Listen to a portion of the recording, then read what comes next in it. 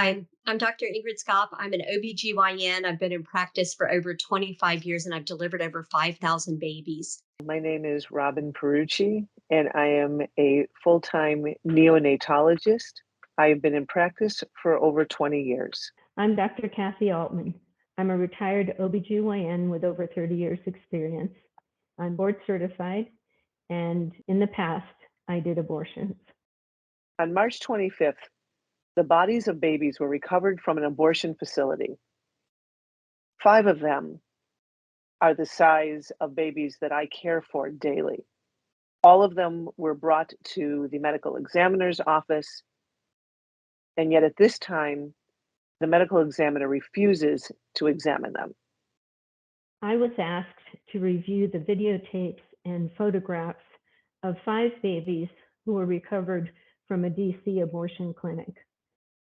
The reason I was asked is that I used to do dismemberment abortions. Every day in the NICU, I get to care for babies who are premature.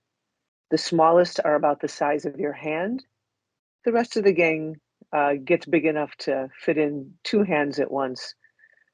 But caring for premature babies is not a theory to me. This is what I do every day and sometimes all night long too. I need to warn you that the images you're about to see are violent in nature and are deeply disturbing. I was shocked when I saw the photographs of these children that were aborted at very late gestational ages. One baby in particular caused me great concern. He was very large. He had to be held by 2 hands in the photographs. I would estimate that he was about 30 weeks gestation. I also had concerns about the baby boy, who actually was about the same size as my granddaughter when she was delivered.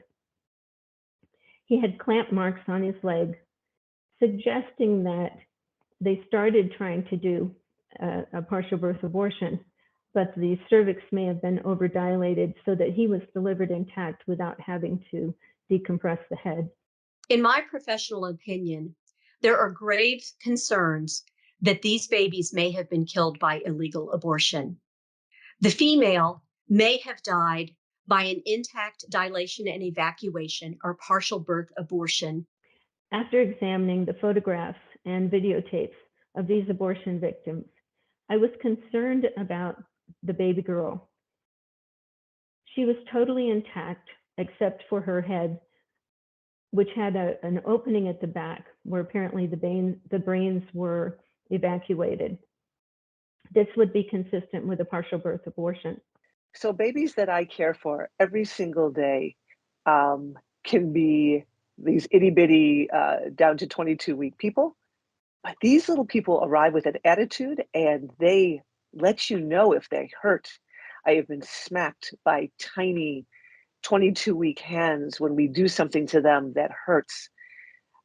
Part of what was so traumatizing for me when I saw the pictures of the babies born in DC is knowing that babies hurt, the markings that were on them, those were not consistent with anything I have ever seen in years of doing this from a delivery, even a dramatic delivery that was difficult.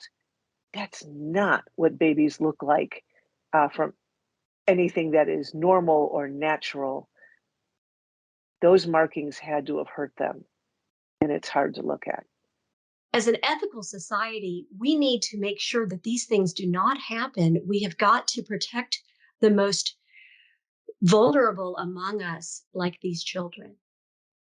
I really think there's enough evidence here that a medical examiner should examine these babies to determine exactly what happened to them. In the words of the abolitionist William Wilberforce, you may choose to look the other way, but you can never say again that you did not know.